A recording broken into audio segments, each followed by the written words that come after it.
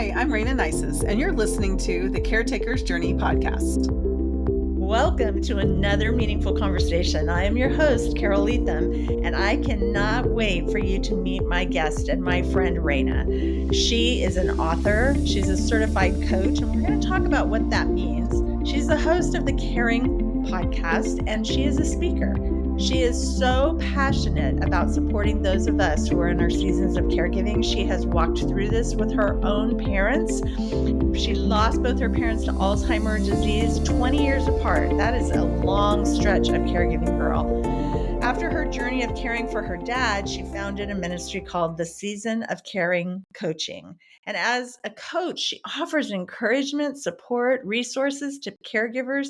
And she told me that she's oh my gosh. And this is why I don't edit and I'm slandering your bio here. But what she does is she offers encouragement, support, and resources to prevent the caregiver from aimlessly wandering through this season of life. And let me tell you, my caregiving is on steroids. And that is one of the reasons why I think sometimes I have this plan in my head and my brain just stops working. So this is a perfect example of what happens to a caregiver when they're overwhelmed.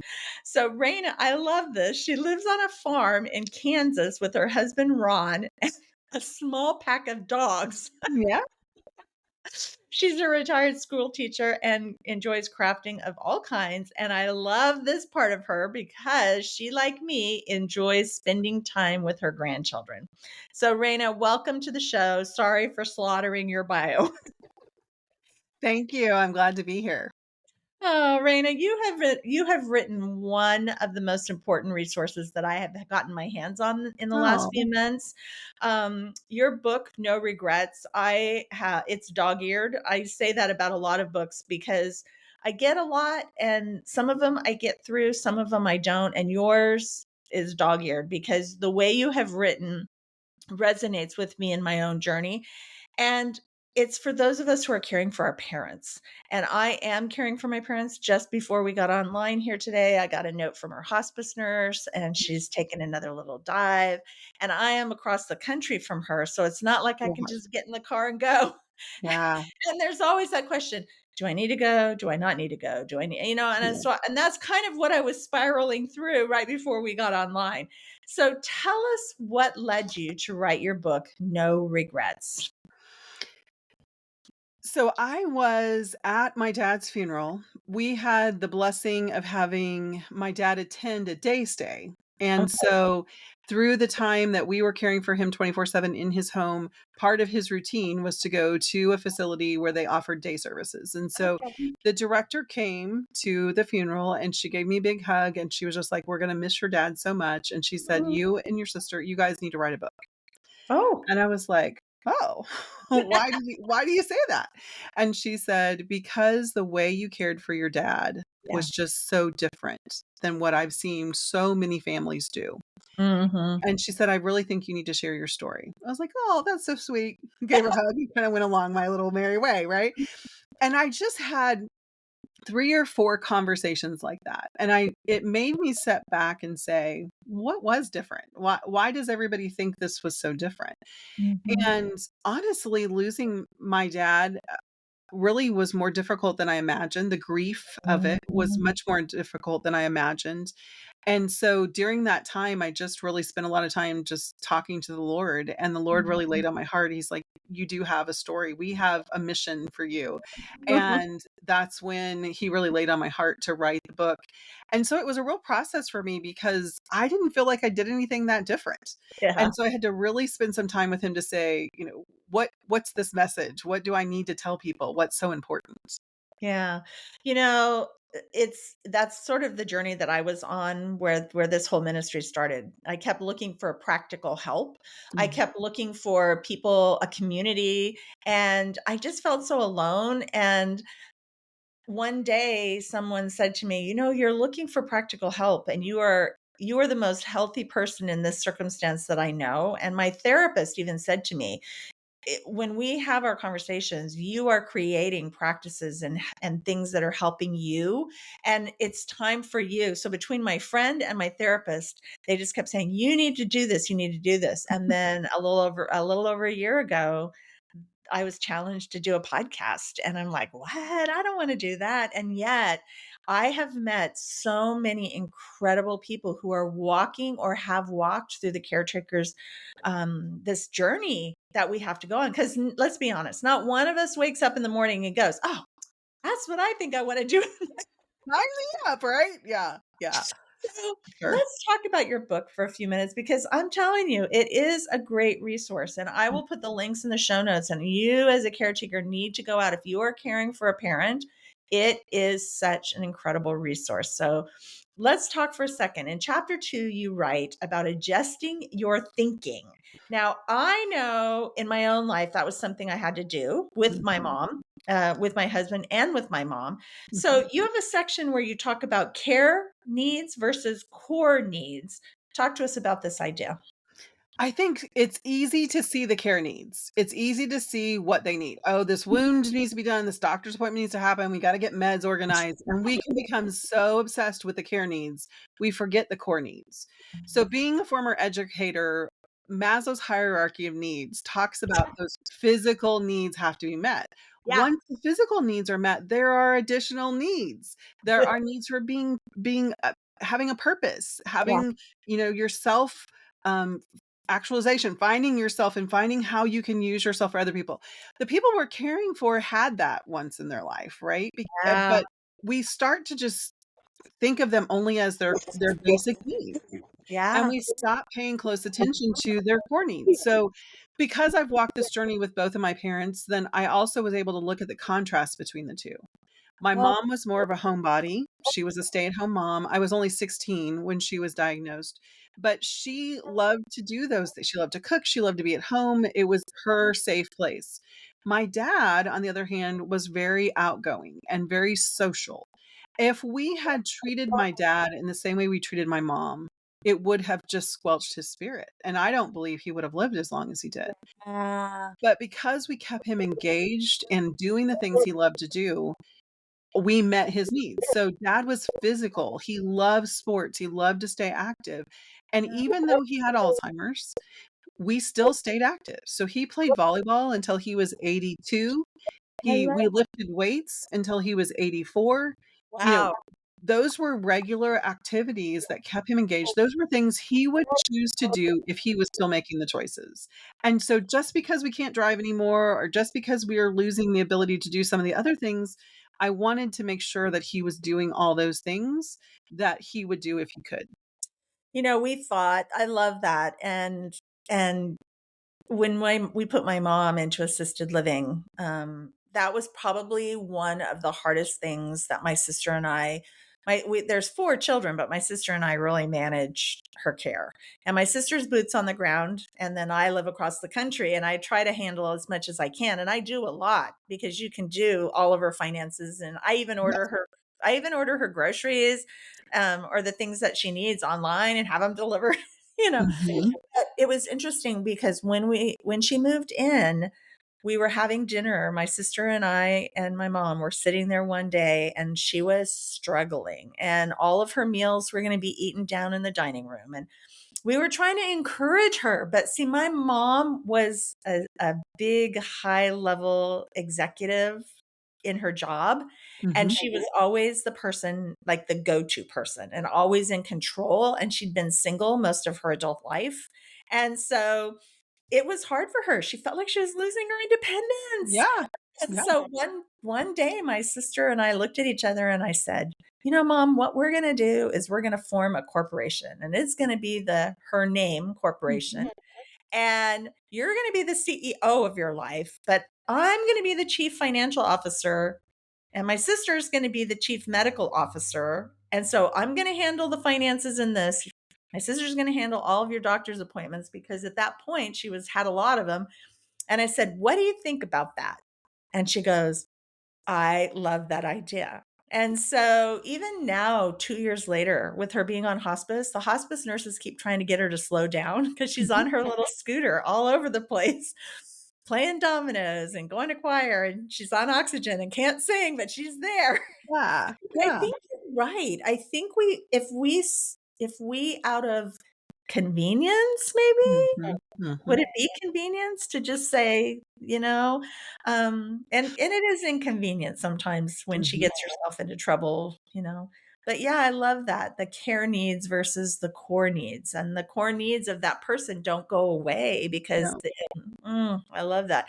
So you share that advocating for a loved one is one of the most important roles we play as a family caregiver. What does that look like? I think it's a difficult dance because we can't take over. And I think especially as adult children, that's what we want to do. We just want to take over. We want to be in control, just like what you said. We want to be the CEO of this ball game. And we want to make all the decisions and we want them just to step in line, right? And that's part of why people talk about the role reversal. It really isn't a role reversal. They are still a person and they do still have their own autonomy. They just need support to continue their life. So the advocacy has to come into figuring out how to advocate for them and how to do it respectfully. And Yeah. that's one of the things the Lord's really laid on my heart is how do I honor him as my dad still and still honestly take him to the bathroom, right? I mean, Yeah. that was the reality of what I was looking at, but there was still a way to honor him as my dad. I one of the things that I had to do early on was my dad was very charitable. He grew up very poor and was very successful, and part of what he wanted to do, it was so important to him to give back. Well, Mhm. he ended up on 60 different lists of charities, and we had grocery bags full of letters asking for money, and when he Mhm. was still managing his own money, they were sending him he'd mail a check, and 2 weeks later, he'd get another request, and he wasn't paying attention to he Mhm. was being very taken advantage of. So one of the things I did was contact them all. Now it didn't really work. Some of them stopped asking, but most did not. But I think you have to advocate when they don't know how to themselves anymore. The other thing is educating yourself. You mentioned medically, you've got Yeah. to look at those options and you have to find the people who will listen to you Yes. and not continue to go to the same doctor just because that's where you go. But when Yes. they don't listen and they won't adjust what you're asking them, then you need to do something different. Yeah. And that was definitely one of the best things that we did was find a concierge doctor who understood our dynamic, and we were allowed to bring dad and have exams, have the caregiver take him onto the day stay, and my sister and I stay and talk about him and Mhm. talk about what was happening and what our goals were and how we were progressing towards those goals. So I think you just have to find those people on your team that will listen, and you can't stop until you do, and that's advocacy. Yeah. Oh, yeah, I've seen through this journey. My mom is now on hospice, which we could have a whole conversation about Mhm, hospice because mhm. in fact I need to do an event. I need to do a show on hospice because when I say the word hospice, there are people that just kind of the hair on the back of their neck stands up Yeah. because they don't understand what it is. My mom, we finally ended up putting her on hospice because she was going by ambulance to the hospital so many Mm. times, and then the hospital would listen to her, but she wouldn't tell them like one time she told them they woke her up. We woke her up in the middle of the night to bring her there in an ambulance, and the doctor like stopped. And he walks back in like 4 hours later, and I'm like, "What is going on?" Well, he said you woke her up. I'm like, "Why would you think that that would even be?" I mean, I don't even Exactly. so, it's hard sometimes when to find that team, and we have such a Mhm. great team now between the assisted living nurses and the hospice nurses. It's so, so important. Another, one of your chapters is dedicated and, oh my gosh, I'm gonna say this, and so many, caregivers out there are gonna go, "Oh, I need this." It's dedicated to navigating balance. Mhm. And balance is so hard. So what did balance mean for you during your caregiving season with your dad? So I don't think of a scale that just has 2 things on it when I think of balance, because then it's equal, so it's equal time with him, equal time at home, and I did pretty much have that picture. I was gone 3.5 days of the week and on at home on the farm 3.5 days a week, and so but they aren't equal. They don't have equal weight, and the truth is there's not only 2 things, right? Right.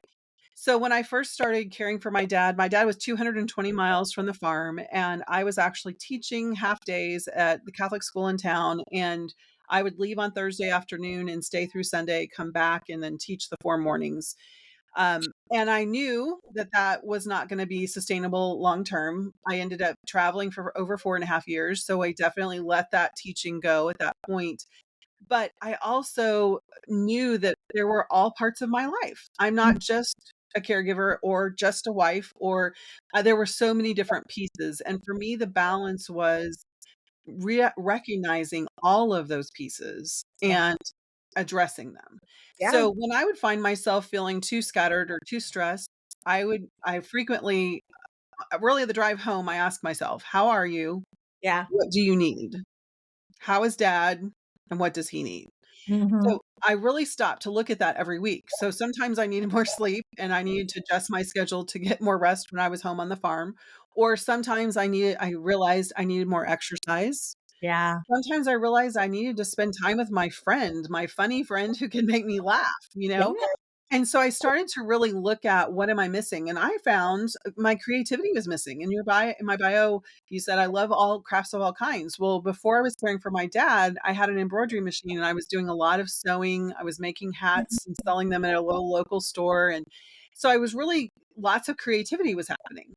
Well, once I put caregiving in there, it bumped that away. And I started to realize that probably about 8 months in, I'm like, I'm not doing anything creatively. I need to look for some options. So I took a painting class online.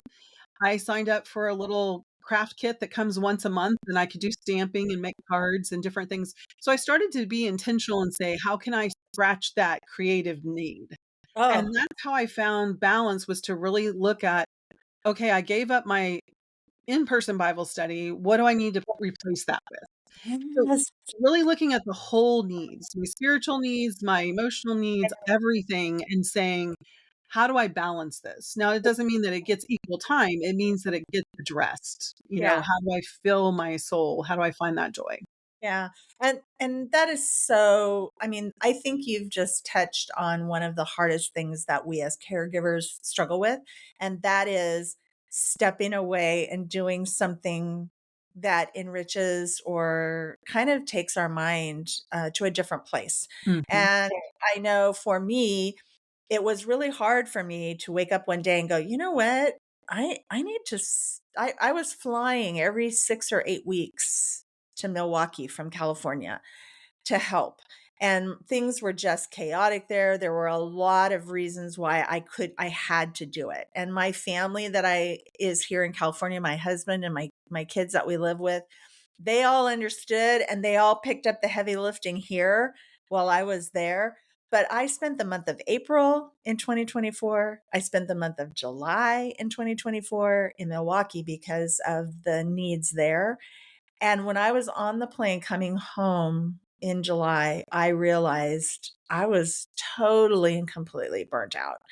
And it was time for me to find some balance. And when it came time for me to go back the next time, I called my brother and I just said, I can't do this. I need to be here. I need to be present for my family in California.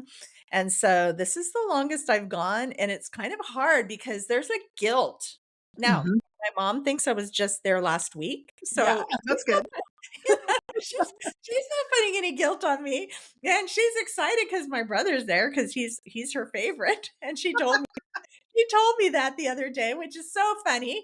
And she's like, John is my favorite. And I'm like, oh my gosh. Because what's funny about that is that years ago, my grandfather told my sister that I was his favorite. And so so now I'm kind of like, oh my gosh. But it's so hard to find that balance. And then that guilt starts to build up because we feel like we're shirking our responsibilities. And in reality, I think it makes us a stronger caregiver when we do the creative outlets. And some of us are not like creative like that. So I have to find other ways Like you said, go see your friend who makes you laugh. I have Mhm. one of those too. It's so huge. So let's talk for a minute about the coaching side, because after your dad passed away, you became a certified coach. So why did you decide to become a coach? And tell us the important role that a coach can play in our lives as caregivers. And what's the difference between a counselor and a coach? Because I didn't know until I became a coach. I didn't know what the difference was. So, first of all, I actually was a coach when I was caring for my dad. So, while I was teaching, before I started taking care of my dad, I started my coach training. And so, I was actually coaching while I was caring for my dad. So, that actually helped. I had that mobile job to be able to take clients while he was sleeping at night and that kind of thing. But the shift came in that focus of who I was supporting and who I was spending, really pouring into is becoming caregivers. So I love coaching. I know that part of the reason why I was able to be more balanced in my caregiving and the reason why it looked different than so many people is because I knew how to coach myself. I was also going through coach training.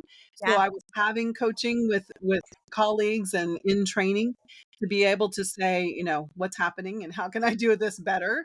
But I think the number one key to the difference between counseling and counseling is dealing with a neurosis or a diagnosis or an illness. And really, the focus of counseling is backwards. How do Okay. we process what's happened in the past? How do we deal with this and move forward? There's medications oftentimes needed. Yeah. When we're looking at coaching, we're looking at a healthy person who's Yeah. stuck. Yeah. They're in a moment, they're in a place in their life that they haven't been before, or they're just overwhelmed by, and they're just stuck. They're not able to move forward to where they want to be. And Mm. so, what I love about coaching is number 1, it's like the opposite of my personality because I wanna solve your problems and I know everything, right? So, that's where I wanna come in, but the thing that's so beautiful about coaching is it's so not that. It's Yeah. coming to that time together. It's me asking the question and sitting with the Holy Spirit and listening and asking questions and inviting the Holy Spirit to lead you and for you to quiet yourself long enough to hear your heart, to Yeah. hear the answer to the question, "How am I?"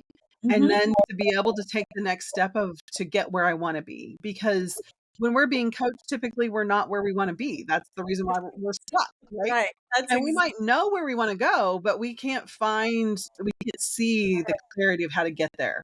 And so coaching gives you that space. And it can be a crisis or it can just be the everyday. And just being able to sit in that moment, have space, have someone to ask you the questions, to listen to your own heart to the answers.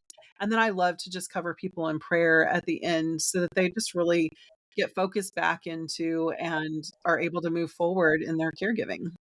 Raina, I talk about in my book um, a point in time where a friend of mine was going through coaching. And this was before I even knew what coaching was and became a coach myself.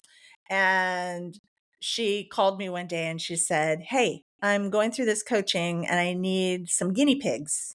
And I need somebody who's willing to come and let me coach them and kind of practice my coaching on you." And so I'm going and I'm like, "Oh, I'm your girl." She goes, "But I got to charge you a little bit." And I'm like, "That's fine. I'm happy to do this. I'm happy to help you." So we go and so she was going to coach me for 6 weeks. And so I go the first time and I came away going, "Ooh, that was kind of interesting. That was kind of fun. That was kind of good. That kind of made me think." I went back the second or third week and she turned my world upside down in such a great way because I had been stuck. Mm, And she basically just asked me, if you could change one thing about your life right now, what would you change?" And I go into great detail in the book, but I just like started popping off answers, blah, blah, blah, blah, blah. And then all of a sudden she said, "Okay, now what do you love about your life right now?" mhm, And when I got to the answer, when I started processing the answers, they didn't come out as fast, but they were in my mind twirling. And the reason they didn't come out as fast is because I realized that I was going to have to change my answer to the first question. mm. Because what she did was she got me unstuck with just that moment of time, because I realized that everything I loved in my life that I wasn't willing to give up was only there because of the things that I had just said that I wanted to change. Mm. And so boom, right there. And so then the next few weeks, we really kind of honed in on what that looked like and where I got it was I became a proponent of coaching. And so there might be a listener out there who is wanting, and we'll put when I put your contact information in the show notes. I mean, if you feel like me and you were just stuck, it me it's incredible. And so I went on to become a coach, not because I want to do a coaching ministry. I went on to become a coach because I wanted to understand from the caretaker's journey perspective how I was going to encourage and support people on this journey. I never intended and won't be like you and create a coaching ministry, but it has helped me. But what it did, it showed me that I was walking through, as you said, a healthy person. And I kept hitting these, almost like hitting a wall Mhm. and not being able to see where to go. So, yeah. So, really, really, really encourage you, if you feel like you're in one of those seasons of life, get in touch with Raina, and I'm sure she has all kinds of different packages. But yeah, it's so even that 1 or 2 sessions helped me so much. So, Raina, as we close out the show today, I always like to close out my show because you talk about self-care in your book. There's like a whole section of it. And I'm a huge believer in self-care. So talk to us real quick about your own self-care journey. And then I've got a little question that I always ask my guests at the end. So I think most caregivers are sick and tired of hearing about self-care. Wouldn't you agree? Yeah. Yeah. Yeah. Because everybody says it so much. And it's so funny because even on my podcast, a Season of Caring podcast, it comes up over and over again. And I'm always like, oh, I hate that we say this all the time. But it's because it's that important. And the thing that I want to say about self-care is your self-care will not look like my self-care. And my self-care today doesn't look the same as it did like 2 years ago. Yeah. What I need, whatever it is that I need to Mhm. find joy, to live in a joy, is what self-care is. So I think that it's so important to really stop and think about, what is it that I need? What am I missing? Yeah. And that when you do that, that's what fixes it. So it's important to incorporate as much as you can. I think routine is one of the most important self-care things you can do. Yeah. Develop those morning routines, develop those nighttime routines, Mhm. stick to the nighttime bedtime schedule, do the stretching, incorporate the things that will help you be healthiest. But Yeah. it has to look different, and there are times it will need to change because especially in caregiving, there's crisis times. And when those crises are happening, our routines get put to the Yeah. side. But we've got to get back into taking care of ourselves as soon and as quickly as we can. Yeah, I made a commitment 3 years ago that I was going to do some sort of physical activity every single day, whether it be walk. And then I ended up finding this gym that my daughter had been going to. And so I made it a practice that 5 mornings a week, I get up. I'm an early bird anyway, but I go to the gym at 6 o'clock every week, every day for 5 days a week, and then do my little workout. And it's not a little workout, it's a crazy workout. And then the months that I was gone, it's so easy. April, when I went, I was like, I don't even know how I'm going to do this. And then my trainer, he said to me, well, is there a gym near where you're going? And I said, well, my sister has a gym in her apartment complex. And he goes, okay, when you get there, take a video, show me what's there. I will send you workouts. And for the whole month of April, and then again, he did it in July. He didn't just give me a do this, do this, do this, and then let me go. He sent me every day a workout. Wow. And it was just a normal 30-minute workout that I could do in her gym. And then at the end, I would send him a thumbs up that I did it. And he was holding me accountable. And I Yeah. think that it was so critical. But you're right. Our self-care is the thing that we let go first. First. Yep. And so I like to close my show out every week by asking my guests what they're going to do in the area of self-care in the next 24 hours for them. What are you going to do, Raina, for you in the next 24 hours? So tonight happens to be the night that our women's group at church gets together. And I have a to-do list that's really long. And I've been thinking, do I have time for that? Do I not have time for that? But I have time for it because that's part of my self-care is to go and invest in the women and receive that nourishment from this time together. So I'm going to go to church for our women's activity tonight. Wow, I love that so much. Well, you need to pick up Raina's book, No Regrets, and there is a workbook that goes along with it. And I will be giving away a copy of the book and a workbook to my newsletter people this week. So if you hear this and you're not on my newsletter, you need to go sign up because I'm going to be giving it away when the show goes live. You're going to be able to have an opportunity to win this. And so, yeah. And if not, you can't wait that long. Go get it, go pick it up on Amazon. And I'll put all those links in the show notes. I just want to say as we close out that I'm so thankful for every one of you who tune in every week for our meaningful conversations about what it looks like to be on the caretaker's journey. It is different, as we've talked about, for each one of us. And guess what? Some of us feel like we're alone. And I just want to tell you right now, there is 55 million caretakers in the United States alone. And I am shocked because our meaningful conversations are now transmitting to 15 countries. And there are people all over the world who are caregivers, who are trying to find hope, encouragement, and inspiration. And they're finding it from this podcast and people on my show like Raina. So I encourage you to follow the show. I encourage you to go find Raina's podcast. I'll put that in the show notes as well.